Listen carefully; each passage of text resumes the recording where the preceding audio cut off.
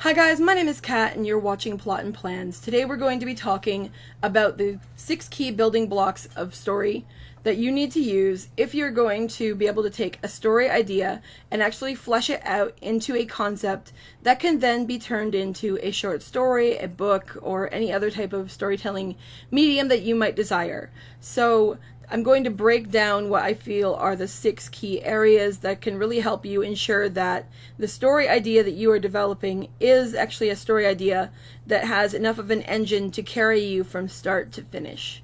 So let's get started. Alright, so the first thing that you need if you are going to be telling a story and you're going to make sure that it can be finished is you need a beginning. You need to know where your character, that is your main character of your story, started his or her journey. I mean this both physically and I mean with regard to what's going on in their life as a character. Using Harry Potter and the Philosopher's Stone as an example, or Sorcerer's Stone if you're from America. Like what I'm talking about here is, like in Harry's case, he's living in that little closet under the stairs. Dudley Dursley is jumping on the stairs when he's running down and everything. He isn't getting presents or anything. The Dursleys are treating him like crap. His life sucks. He needs change. So what's going on in your character's life? What needs to change about it? Or is your character adverse to change in some way, and do you need to show us like why they need change but they don't even realize it? Like what is it about your character that you're centering us in on, this one person in the overarching world of your narrative? Why is it that you've chosen this character, and what is it about their story that is now and that needs to not be that way later? That's the first thing you need to figure out. The next thing you need to figure out is, who is the main character of your story going to be? Now, I write fantasy romance, so sometimes I think of this in couples. But even in my genre, it's really important to think about who the lead character of the story is, because there is pretty much always a character who has the most to gain from change and who has the most drastic changes to go through and all that kind of thing. Also in fantasy romance, there's often a character who is more otherworldly and more magical, and there's often a character who is more mundane and more relatable, and that character can serve as the reader's eyes, but that's more of an aside. But you need to figure out who your major character is, and like anything you can about them. The more you know about this character, the easier your writing process is going to be, because the more actually you have about that character, the more things you can come up with to be able to work on that character and come up with plot points and subplots and different things that might happen, and how that character is going to relate and react to different situations in ways that are different than other characters would. So you want as much information as you possibly can get on your main character as possible.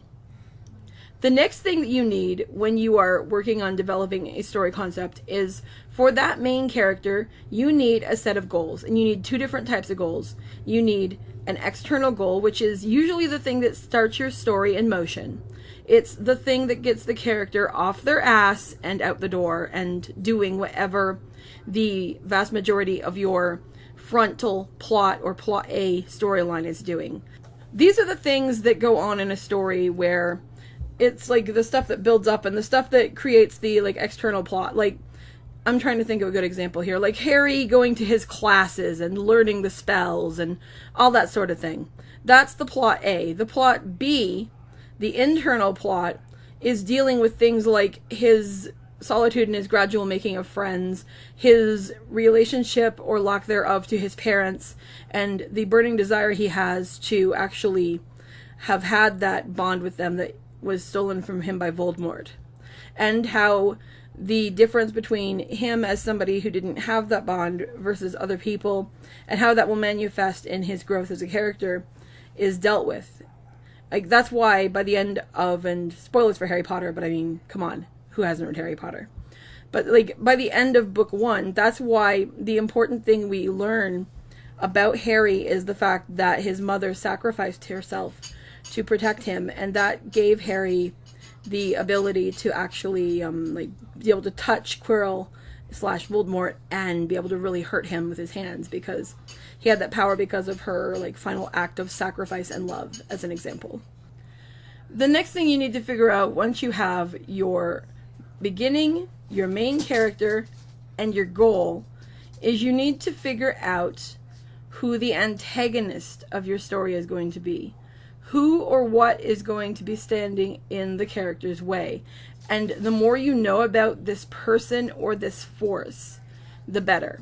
Because this is going to be the opposing thing that creates the friction between your character and the world, that actually gives your story the beginnings of what I would consider its conflict engine. Now, the interesting thing, of course, as somebody who writes romance, is that the other romantic partner in some circumstances can actually be the source of this conflict and issue.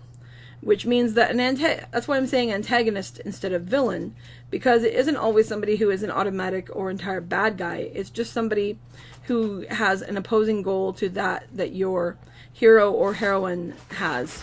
And by knowing as much as you can about that character, you can make that situation much more believable. In the case of a romantic partner, obviously you need as much information as you would about the main character, because that character is generally just as important to making the story actually work.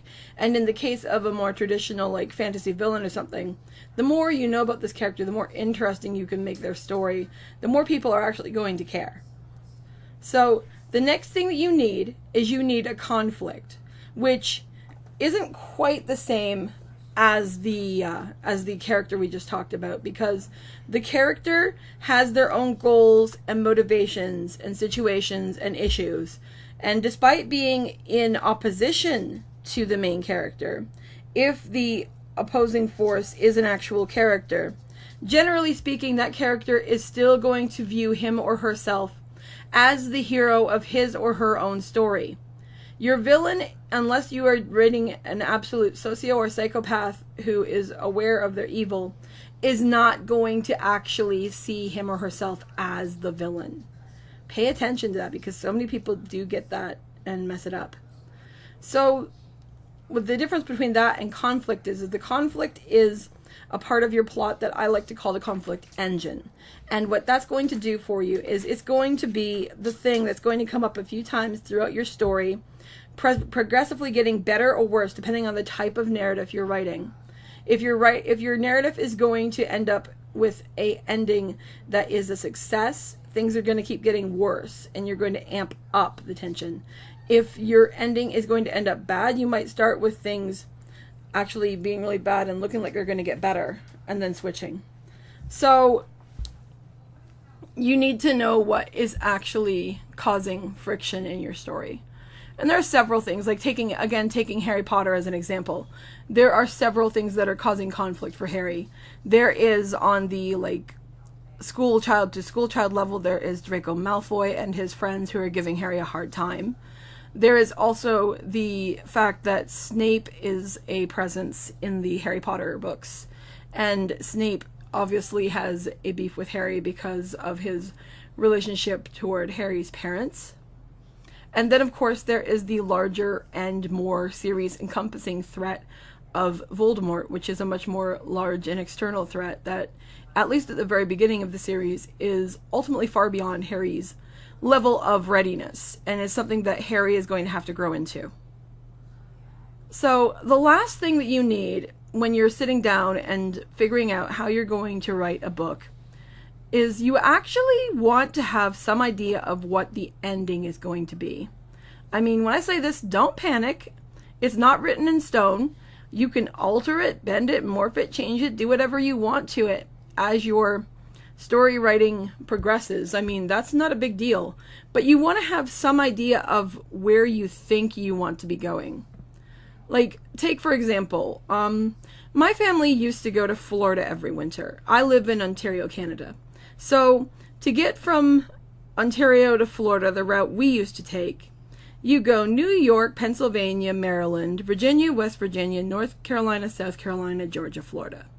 And much like all those states I just rattled off, when you're writing a story, you're writing a series of scenes and chapters that are going to carry your character and his or her story from the beginning to the first half of the middle to the second half of the middle to the end. Not everybody is a detailed planner, and we will be dealing with planning and pantsing and plancing and outlines and all the different tools you could be using to help figure out all of the different aspects of plotting later on.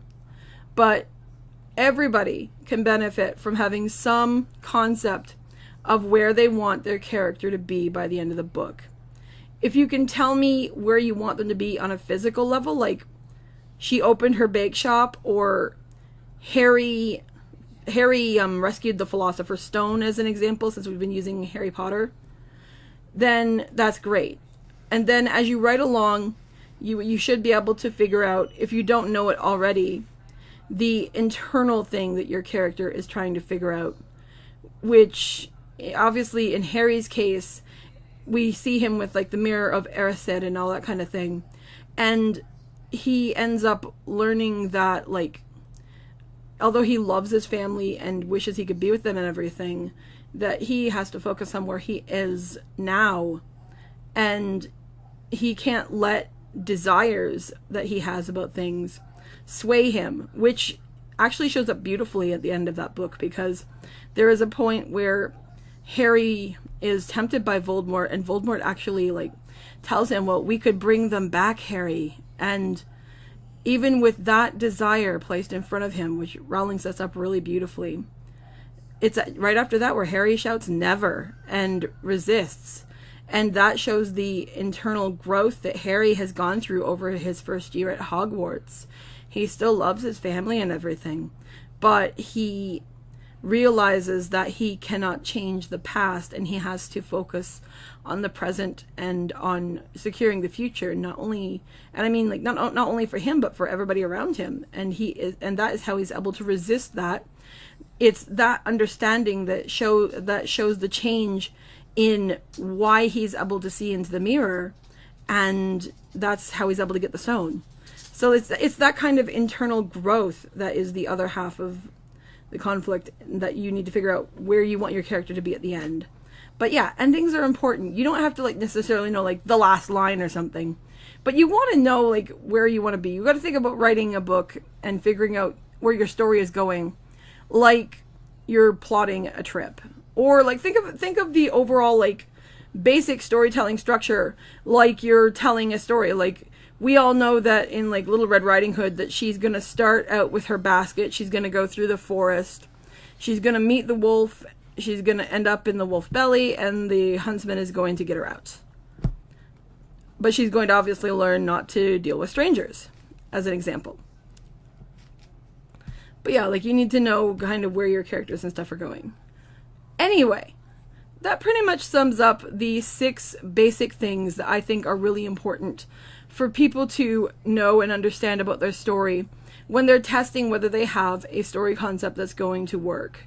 Because if you know where your character begins and where you want them to end, you have a character, you have an antagonist, and then the character's goals go against the conflict of what is going on between them and the antagonist and the world around them. You have an engine that will get you from the beginning of a story to the end of a story. And since you have a destination in mind, you're less likely to get stuck. Anyway, this has been my video on how to use story structure to be able to plan out the basics so that you can see whether your story idea is going to work. My name is Kathy Coleman, and this has been Writing on Wednesday. I will see you next week. Bye!